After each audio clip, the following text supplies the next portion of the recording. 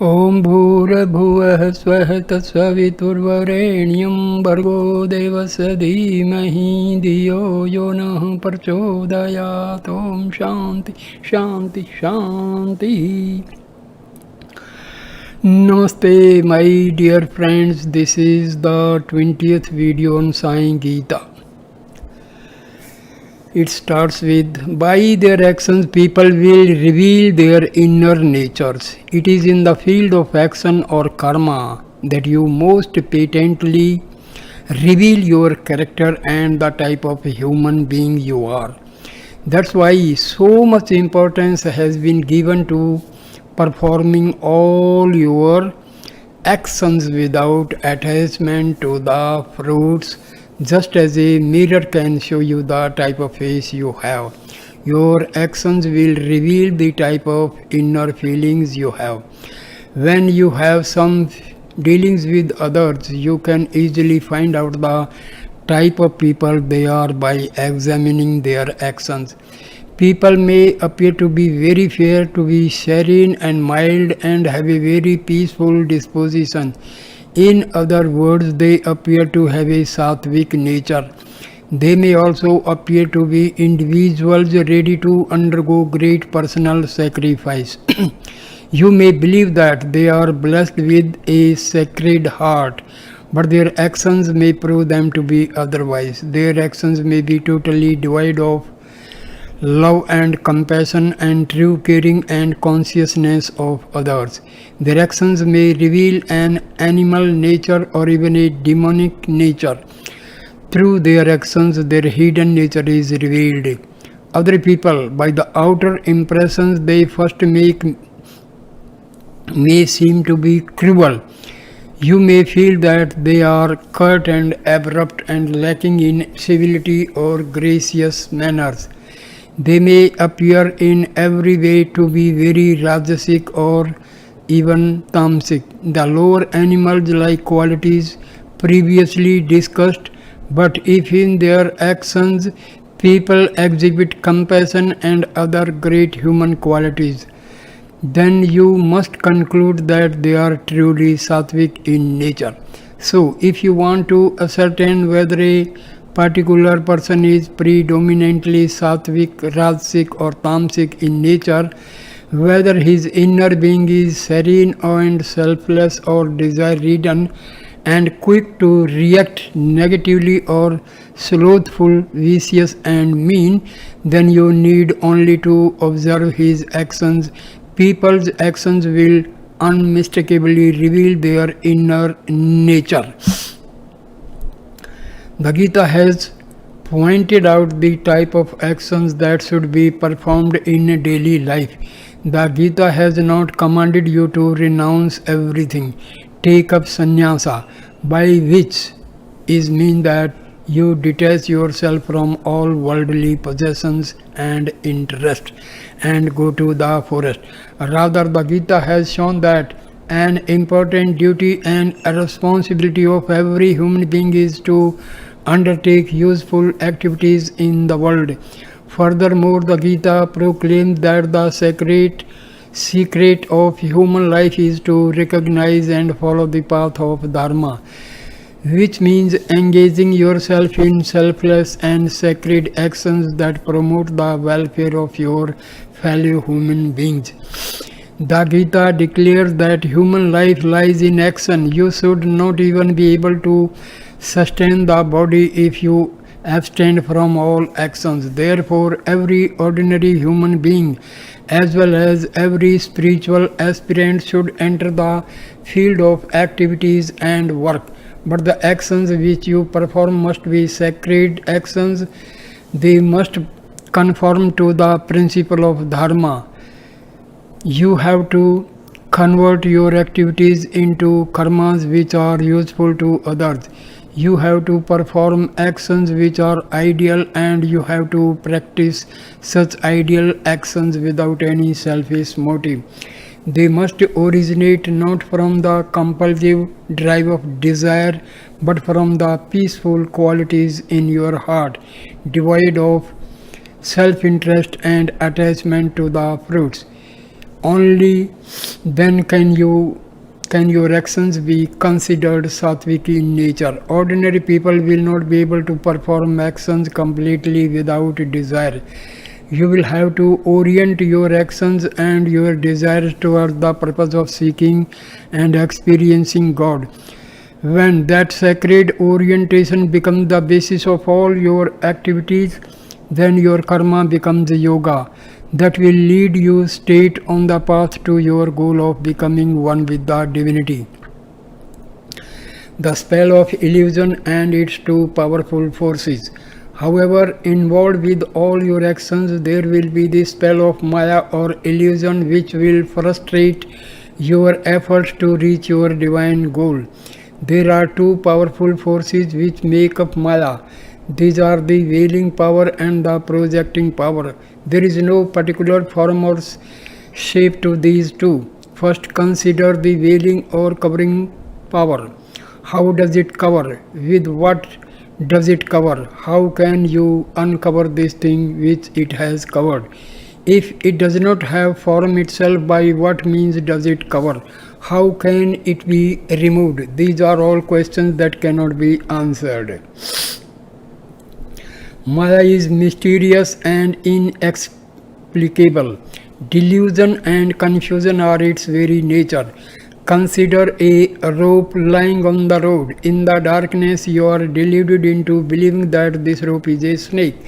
What is it that has covered the rope? Try to understand what happened. You were suddenly filled with a feeling of fear because you imagined a snake lying on the road before you. So it was in your mind that the rope got converted into a snake and you got frightened. Is the snake really there? No, there is no snake there. Then how can the rope be converted into a thing which does not exist and never has existed? This is the delusion. Under what circumstances does this delusion exert its influence on you? It is during twilight or in the dark that you imagine you see the snake when there is only a rope there. It is through darkness that the delusion comes and envelops you. In truth, no snake has replaced the rope, but the delusion declouds the minds of human beings and obscures their clear perception. This delusion is Maya. When you shine your light on the area, you find no snake there. There is only a rope lying there. Thus, in the light, a delusion disappears and the real object is seen. That which exists will always exist. It will never cease to exist. It remains unchanged forever. There cannot be even the slightest variation in its existence. It is only the delusion affecting it which comes and goes. The form that this delusion takes in the mind is the second powerful force of Maya, the projecting power which superimposes imaginary creations and objects on the unchanging basis. In this case, the projection was the snake. Another time it will be something else. Moods, pains, pleasures all come and go. They are something like relatives that come to visit you but do not stay permanently. In the same way, the Maya comes and goes as a delusion for human beings. The delusion in your mind which covers the rope and hides it from you is the veiling power. The illusion which has been projected by your mind onto the rope is the projecting power. With the help of the light, you see the rope as rope and the snake vanishes. So these two aspects of Maya have come in the darkness and have disappeared in the light. The power of Maya to delude can be permanently dispelled. Do these two powers of illusions always come at the same time, or can they come at different times? The veiling power and projecting power may appear and disappear at the same time, but as happens in deep sleep, when there is only the veiling power, they may appear and disappear at different times also. Maya is inexplicable, it has no beginning, but it can permanently come to an end. When the light of wisdom shines on it, Maya will finally disappear. Then the one unchanging reality will stand revealed. By teaching this great wisdom to Arjuna, Krishna was able to free him from delusion and helped him shine with the inner light. Then, as now you are developing only superficial understanding and outer vision, but it is the inner vision that is important. It alone is true and sacred. You lose sight of the one reality of your own truth because you pay attention only to the impermanent outer vision and completely forget the permanent inner vision. God's mission is to restore this sacred inner vision. This is what he does when he comes as a avatar. Krishna said, "Dear one, whatever actions you perform during the time you are on this earth, know that they are all impermanent. In time you will discover that everything in this world is temporary. Your relationships, your attachments, your accomplishments, the sense of individuality you have developed are all going to disappear. Everything gets washed away in the flow of time. If you try to catch hold of things and cling to the things which are themselves being carried away by this flow of time, what chance is there for you to be saved?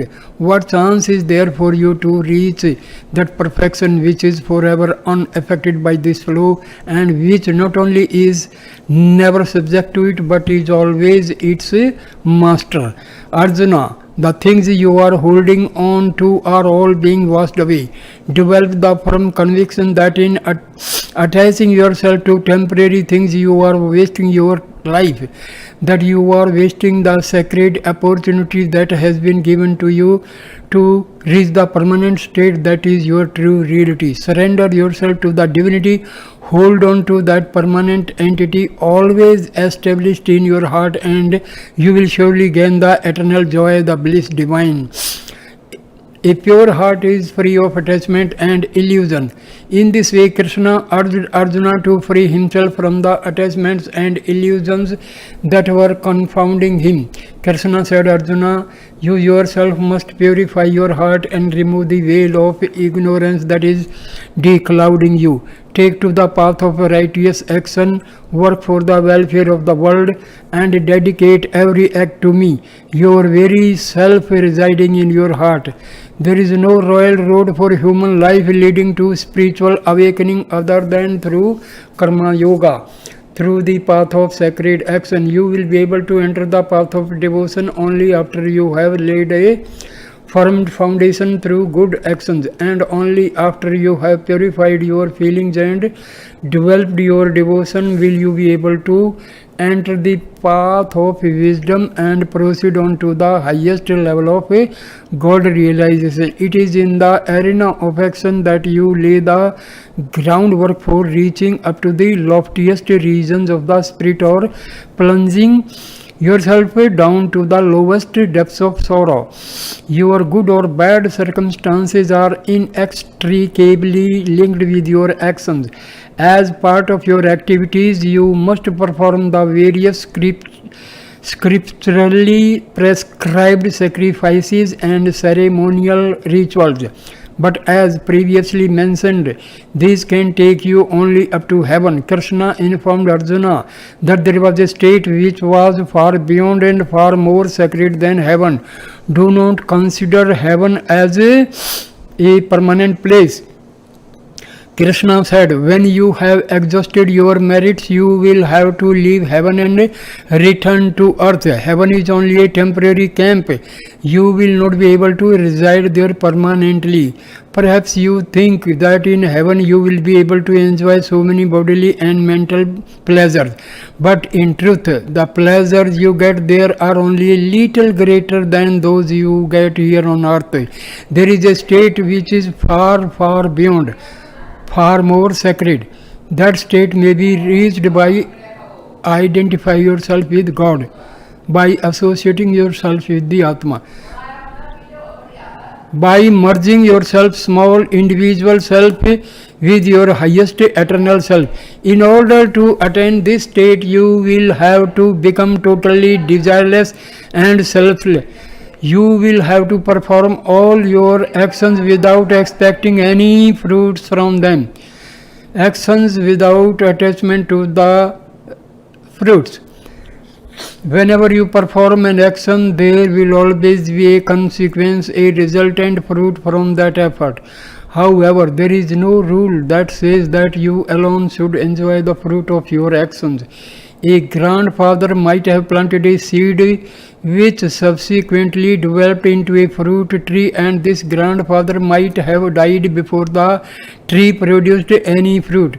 But the fruit of the tree might have been enjoyed by his grandchildren sometime later. Here is a case where a person performing an action did not personally enjoy the fruit, but some others had the chance to enjoy them. The grandfather might have knowingly planted the tree without ever expecting to enjoy the fruit. He undertook the task originally with their broad-minded view that the tree in the courtyard would give fruit to the generations who came along later, fruit which would be greatly enjoyed by them. And so the fruit of his broad-minded action was reaped by succeeding members of his family. With what motive did the grandfather plant this particular tree? He might have done it with the slightly selfish motive that it would give enjoyment to members of his family. But the selfishness that comes from doing everything only for your own enjoyment is much baser and meaner than this grandfather's slight tinge of selfishness.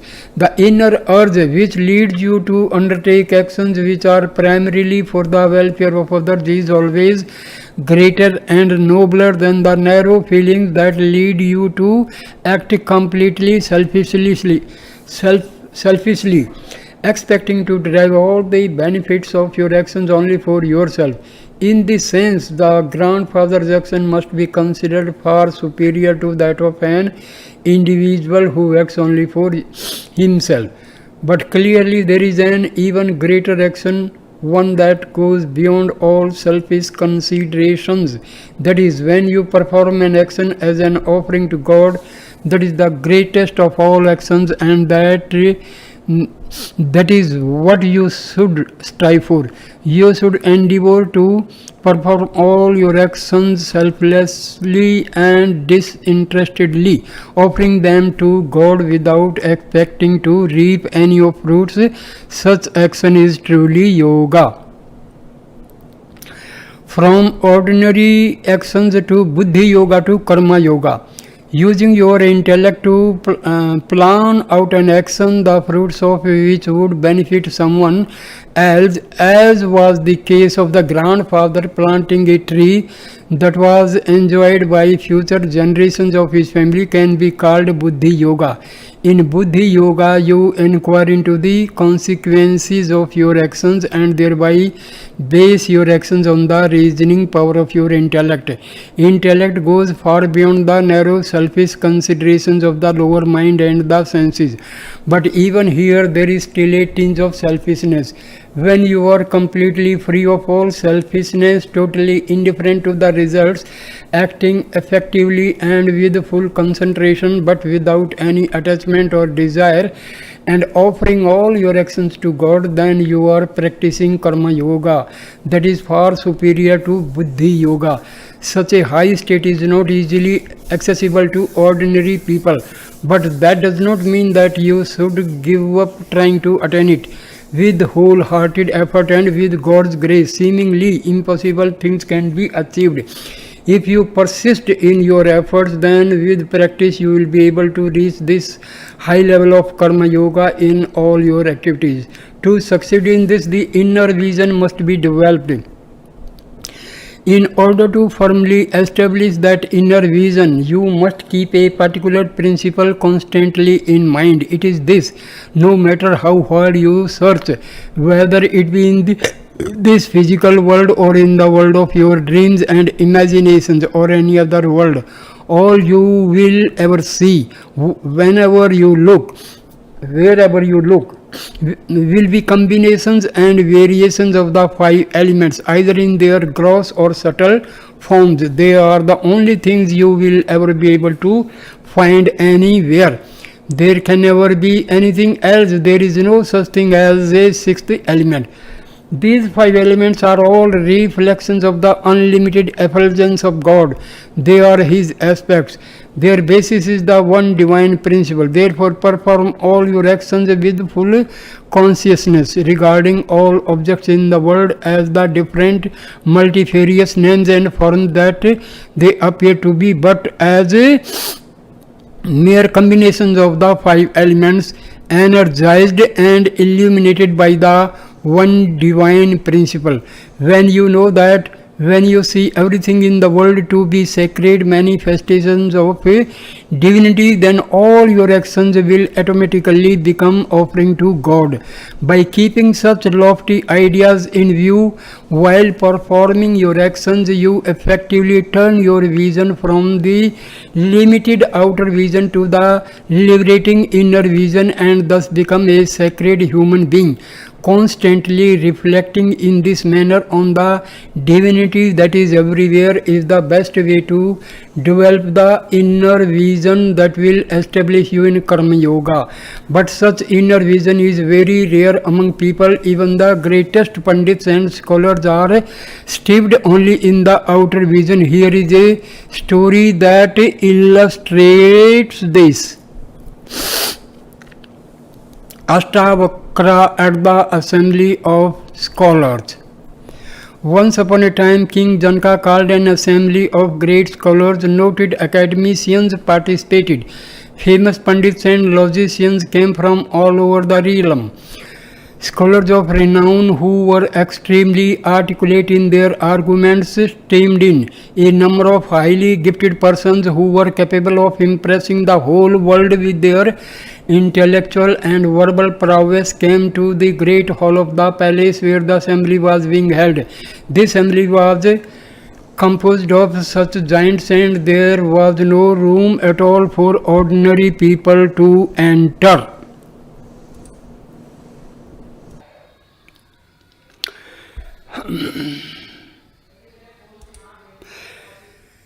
Here is a story that illustrates this. Ashtavakra at the Assembly of Scholars. Once upon a time, King Janaka called an assembly of great scholars. Noted academicians participated. Famous Pandits and logicians came from all over the realm. Scholars of renown who were extremely articulate in their arguments streamed in. A number of highly gifted persons who were capable of impressing the whole world with their intellectual and verbal prowess came to the great hall of the palace where the assembly was being held. This assembly was composed of such giants that there was no room at all for ordinary people to enter. The daily meetings were presided over by King Janaka himself. Of the highly select groups in attendance, only the most outstanding and accomplished were given an opportunity to speak and present their views into this magnificent and august assembly. Young Ashtavakra, a young boy with a hideously deformed body, sought to gain admission. But who would permit Ashtavakra to enter? He did not have any credentials or any recommendation whatsoever. He did not have the help of any great teacher or sponsor. The only help he had was his deep faith in God. Whoever has an abiding faith in God will not be put to any insurmountable difficulties. Temporarily, there may be some obstacles, but in the end, he is sure to meet with success. But 3 days Ashtavakra waited at the gate of King Janaka's palace, through which all the participants to the great assembly entered. There, while waiting, Ashtavakra observed all the world-famous scholars who were coming to attend the meeting, although only recognized scholars were being allowed inside. Ashtavakra was not prepared to give up his resolution to join the assembly and participate in its deliberations. I too have a chance, he said to himself, and continued to wait patiently at the gate day after day. There was one observant and sympathetic old scholar who noticed Ashtavakra standing by that gate. Whenever he entered and exited through it morning and evening, the kindly old scholar informed King Janaka of the boy's presence. He told King Janaka that there was some standing outside waiting for days to enter the assembly, although he did not have any of the usual qualifications necessary for being permitted inside. He told the king that this was not an elderly scholar nor even a middle-aged one, but a very young person who did not seem to have much experience and who did not wear any of the accepted marks of achievement in scholarship, nor was he personally recommended by any of the Pandits present. In short, nothing was known of this person or his qualifications, except that he had been continuously waiting to come inside. King Janaka directed his attendants to find the boy who was waiting at the gate outside and to bring him into the assembly hall. Shortly after King Janaka had taken his seat and meeting began in the solemn and sacred atmosphere befitting such an august assembly, Ashtavakra entered the hall. The moment they saw this young boy with such a crooked form came to take part in the assembly, most of the great scholars who had gathered there began to laugh. King Janaka, who was keenly observing Ashtavakra as he entered, he did not laugh. Ashtavakra carefully looked around the hall and then quite inexplicably started laughing even louder than the scholars who were seated there. This loud burst of laughter from Ashtavakra was quite inadmissible and greatly surprised the scholars. It became a real problem for them. Why should this young scamp be laughing at us? They thought. There certainly is reason enough for our laughter, considering how funny he looks. But there is nothing at all strange about us. So, what conceivable reason does he have for all this laughter? They were disturbed and irritated by what they considered the boy's impertinence.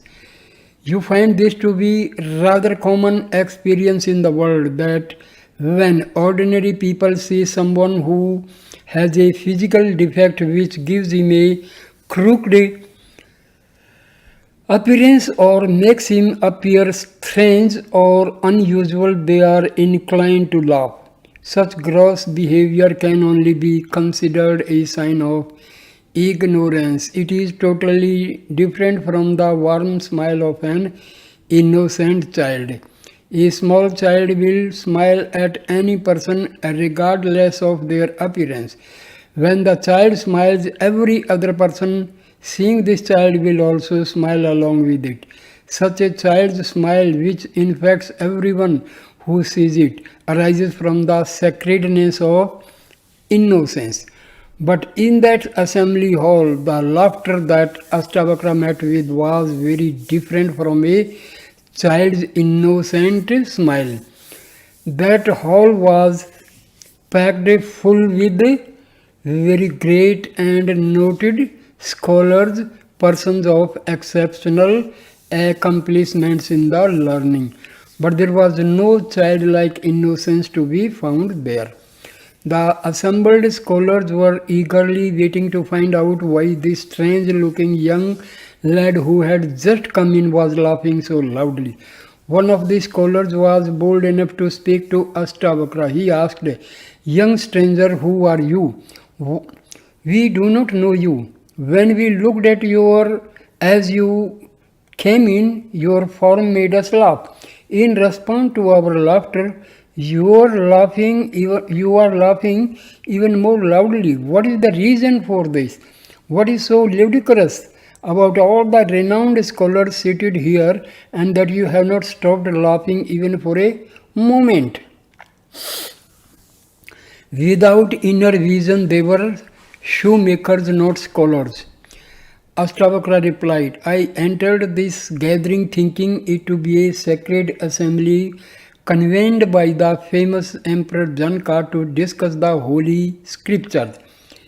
If only I had known what kind of people were attending this assembly, I would not have bothered to come.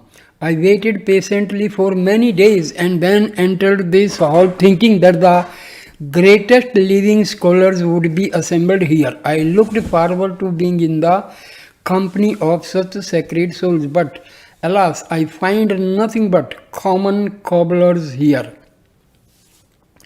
Only shoemakers who stitch sandals and work with leather." When they heard this, all the scholars became furious, feeling deeply insulted by the Astavakra for using such abusive words.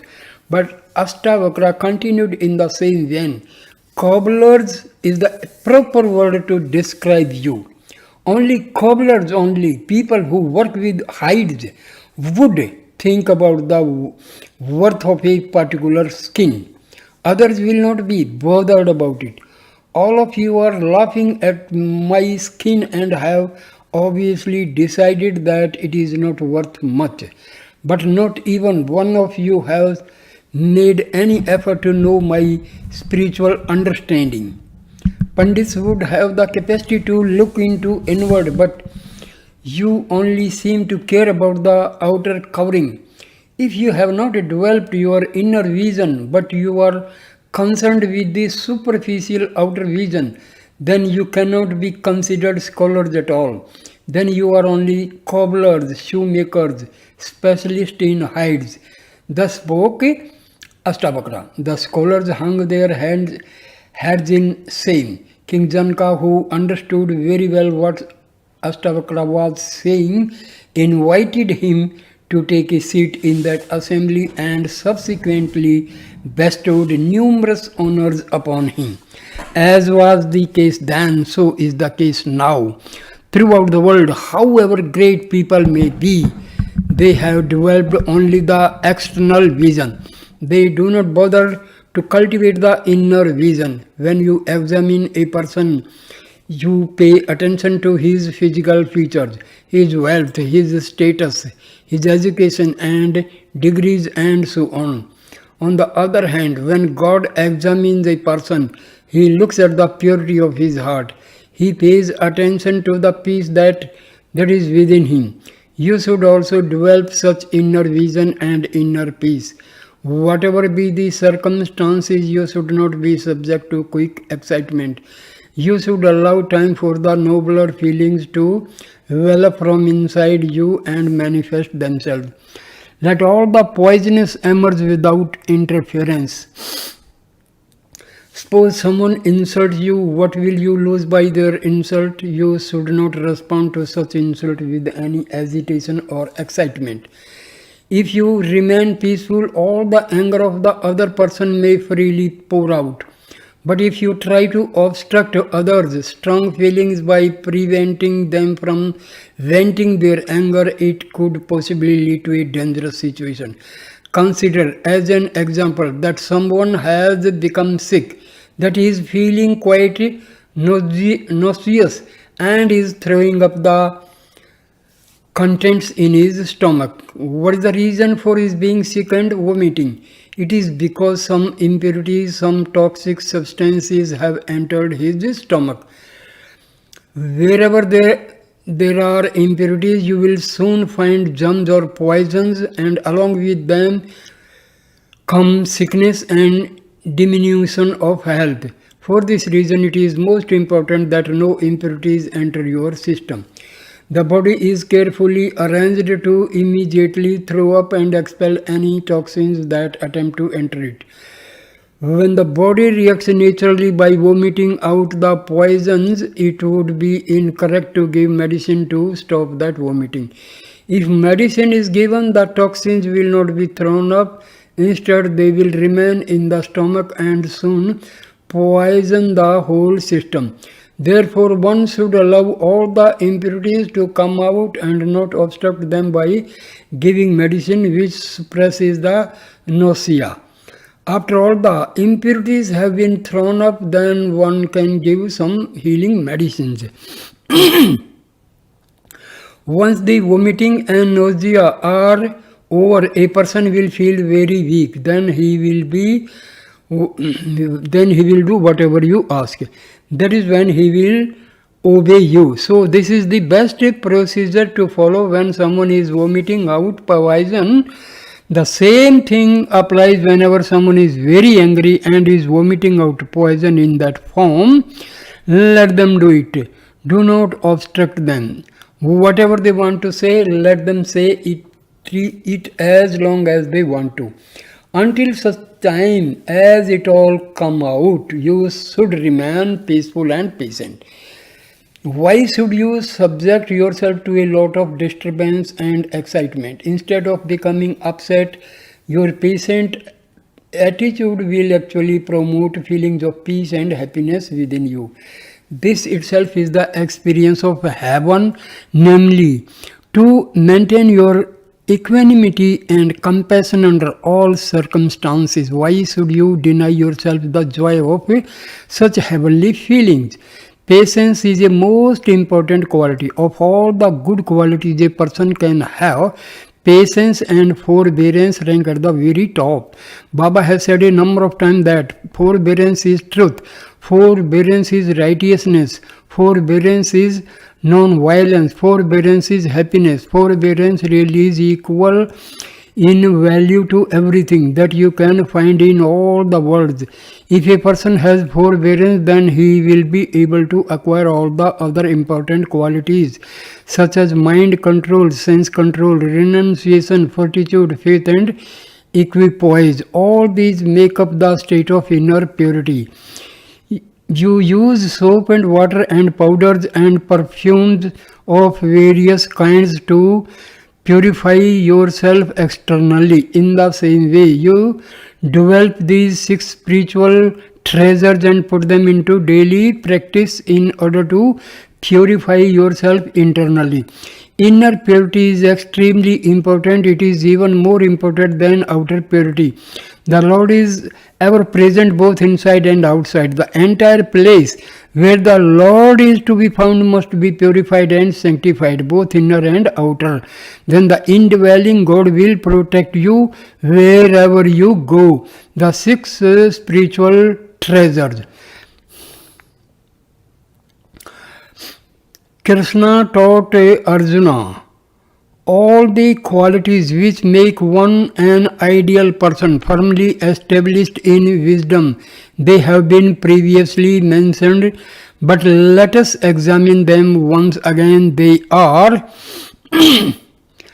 peace of mind, second, sense control, third, renunciation of desire, fourth, fortitude under all circumstances. This means that whatever be the test, whatever be the circumstances, you maintain a steady, undeluded and unwavering mind. Fifth, a firm faith in the teachings of the scriptures as well as in the words of Guru and the great saints who have trod the spiritual path before you. And sixth, being contented under all circumstances and have complete equanimity of mind. Only when you have equanimity of mind will you be able to develop firmness and fortitude. Only when you have fortitude will you be able to develop firm faith. Only when you have intense faith will you have some sacred feelings and renounce desires. Only when you have disgust for the objects of the world will you have sense control. Then when you have achieved sense control, you will gain the peace of mind. Where is peace of mind, there is inner and outer purity.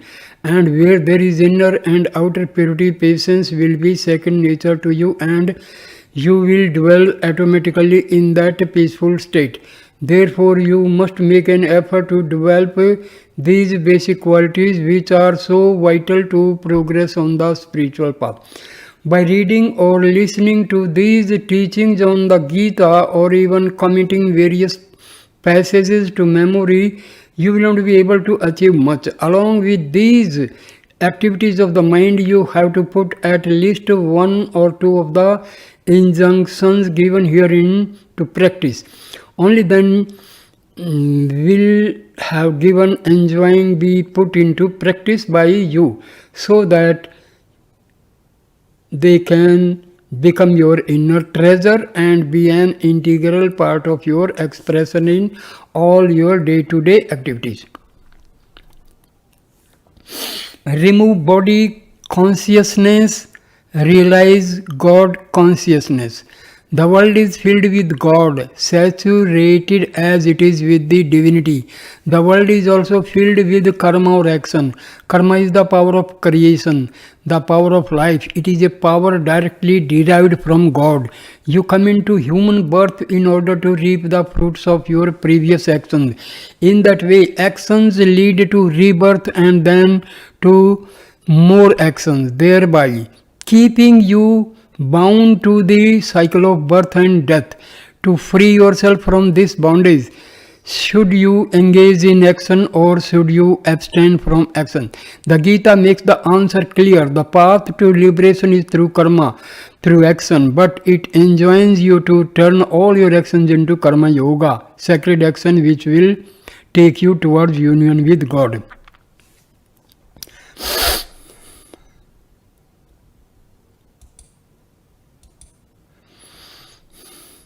Embodiments of love.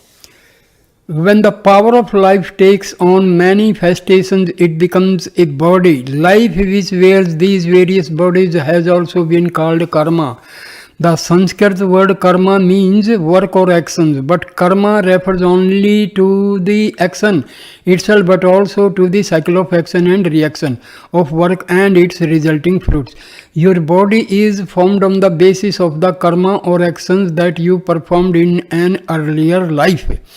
You get this human body and this life in order to enjoy or suffer the consequences of action that you were engaged in during another life. The body is directly associated with karma. It has no meaning outside of karma. Body means karma and karma means body. It is through the body that ever conceivable kind of action is performed. The place and the time where these actions occur are within nature or the world.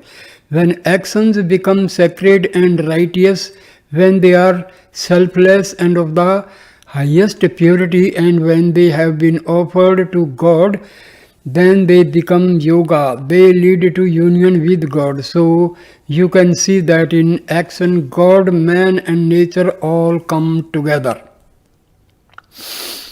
You perform action in order to sanctify your life.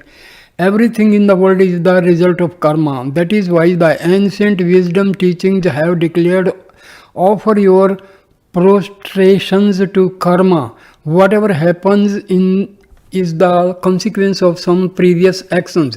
In other words, the result of karma. And be they good or bad, be they virtuous or evil, all karmas, all actions are derived from the powers of God. The expression may be different, but in the deepest sense, everything comes from God. That is the reason why a yogi, without caring whether it is favorable or unfavorable, accept everything that happens to him as the will of Lord and considers the performance of righteous actions as his primary duty. The purpose for which you should be performing all your action is to sanctify your life. It is only through God's grace that you gain the privilege to engage in righteous actions. It is through the teachings of the Lord that you get this sacred opportunity and direction. It is for that reason that this holy scripture is called the Gita. Gita means a song. It is the song of the Lord. All those who listen to this song will be able to overcome grief and sorrow, whether it be on the battlefield or on the some other field. Wherever this sacred song is sung, grief and sorrow will be dispelled. When actions are performed as offerings to God, they become yoga. This is revealed in the prayer given by a great saint who sang, O beloved Lord, you are the Atma, my very self. My body is your house. All my daily duties are my offerings to you. My life breath is your praise. Wherever I walk, I am circumambulating you. Whatever word I utter is a mantra in adoration of you. Every karma I perform is done as worship around you. This saint had purified every action performed by his sense organs and offered these actions to the Lord. Thereby all his deeds became acts of worship. When you transform your actions into sacred actions suitable as offerings to God, then your actions will bring you into alignment with God. They will become yoga. You need to recognize the greatness inherent in such yoga and strive to purify every act you perform and offer it to the Lord. On the eve of the great war, Krishna commanded Arjuna, Arjuna, you must fight this war, but while doing so, think continuously of me and make every action pure and offer it to me. That's what pleases me. Obeying the commands of the Lord, Arjuna fought on the battlefield to preserve righteousness, keeping Krishna steadily in mind.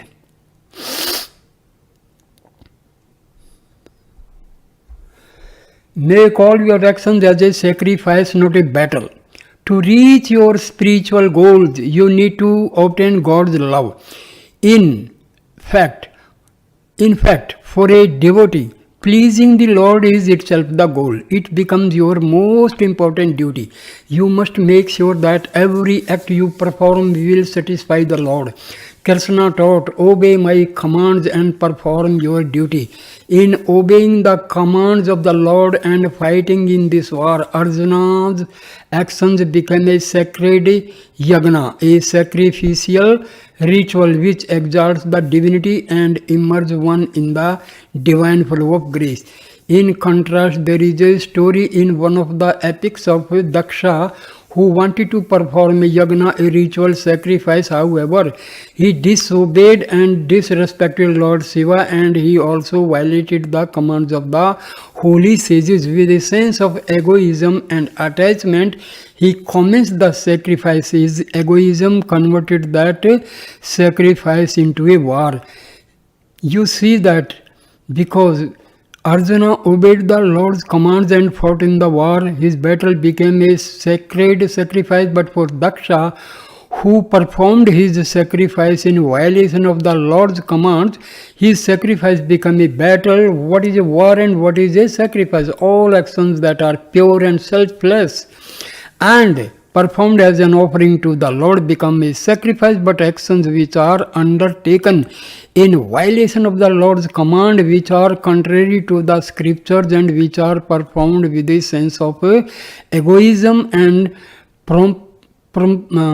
pomposity, undertaken only for the purpose of promoting one's desires or hatreds, all such actions become a war, even though the nature of the action may be that of a sacrifice. When the anguish and hatred in a person takes form in words, and these words in turn lead to arguments and counter-arguments, then a battle will soon ensue. The root of all this is attachment and desire arising from identification with the body. So here I end this video. Thank you, my dear friends, for watching and listening this video with patience. Thank you. Namaskar, my dear friends. Namaskar.